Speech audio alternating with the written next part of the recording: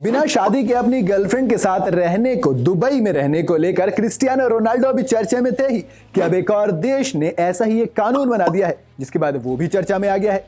इस देश का नाम है इंडोनेशिया और वहां की सरकार ने सेक्स को लेकर कानून बनाया है, जिसके बाद तमाम टूरिस्ट वहां जाने से घबरा रहे हैं।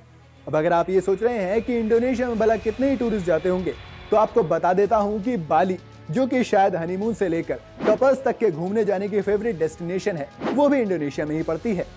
तो अब क्या है ये कानून और भला क्यों लोग इससे परेशान हैं? चलिए मैं आपको बताता हूँ। ये कानून ये कहता है कि आप बिना शादी के अपने पार्टनर के साथ सेक्स नहीं कर सकते, और तो और ये पाबंदी सिर्फ सेक्स करने तक ही नहीं, बल्कि कपल्स के साथ रहने पर भी लागू होती है। कुल मिला के बात यह है, अगर आसान भाषा में हम आपको समझाएं तो वहां पर लिव इन रिलेशनशिप लगभग बैन हो चुका है।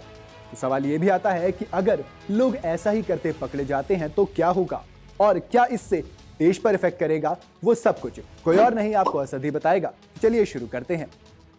इंडोनेशियाई राष्ट्रपति जोको विडोडो ने इस हफ्ते की शुरुआत में ही नए अमेंडमेंट को मंजूरी दी थी, जो कि उस देश के नागरिकों, टूरिस्ट और विदेशियों तक सब पर लागू होगा। कानून क्या है वो तो मैं आपको बता चुका हूं, और इंडोनेशिया में इस नए कोड पर अमल भी शुरू हो चुका है, जिसके तहत शादी के बाहर सेक्स पर नकेल कसने को लेकर होटलों पर छापे मारे जा रहे हैं। अब सवाल ये है कि अगर आप इस नियम को तोड़ते हैं तो क्या होगा?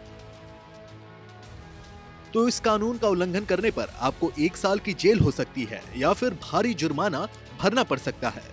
इसे सुनने के बाद जो लोग वहां घूमने जाने की सोच रहे थे वो तो टेंशन में है, पर उनके साथ साथ वहां की टूरिज्म इंडस्ट्री के पल्ले भी ये कानून नहीं पड़ रहा है। नए क्रिमिनल कोड की वजह से टूरिज्म सेक्टर से जुड़े लोगों की चिंता निवेशकों के दूर जाने को लेकर भी है। आशंका इस बात की जताई जा रही है कि इससे इंडोनेशिया आने वाले पर्यटकों की संख्या में भी भारी गिरावट आ सकती है, और ऐसे में इन्वेस्टर्स दूर भागने लगेंगे।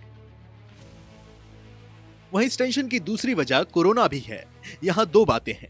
पहली तो ये कि इंडोनेशिया की इकोनॉमी पर 5% हिस्सा टूरिज्म से ही आता है। दूसरी बात ये कि कोरोना की वजह से लगी पाबंदियों के दौरान इस इंडस्ट्री को काफी नुकसान हुआ था, क्योंकि इसने 81% का मोटा डिक्लाइन झेला है। और अब जब ये सेक्टर दोबारा खड़ा हो रहा है, तो ऐसा कानून लागू कर दिया गया है जिससे टूरिस्ट यहाँ आने से पहले कई बार सोचेंगे, जो कि किसी भी देश की अर्थव्यवस्था के लिए सही नहीं होगा। इंडोनेशिया के नेशनल टूरिस्ट बोर्ड ने इस नए कोड को पूरी तरह से उल्टा असर डालने वाला बताया है। Association of the Indonesia tour and travel agency Bali के अध्यक्ष आई पुतु विनोस्ट्रो ने कहा कि खास तौर से यूरोपीय देशों में बहुत से लोग बिना शादी के ही एक साथ रहते हैं, और यहाँ तक कि उनके बच्चे भी हैं।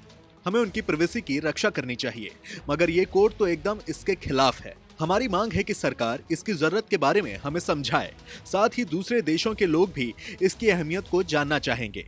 तो ऐसे में अब देखना ये होगा कि सरकार नुकसान के बाद भी इस नियम को बरकरार रखेगी या फिर इसे वापस ले लिया जाएगा। आपको क्या लगता है, इस तरह के देश के लिए नियम कितना सही होगा? हमें कमेंट बॉक्स में कमेंट करके जरूर बताइएगा।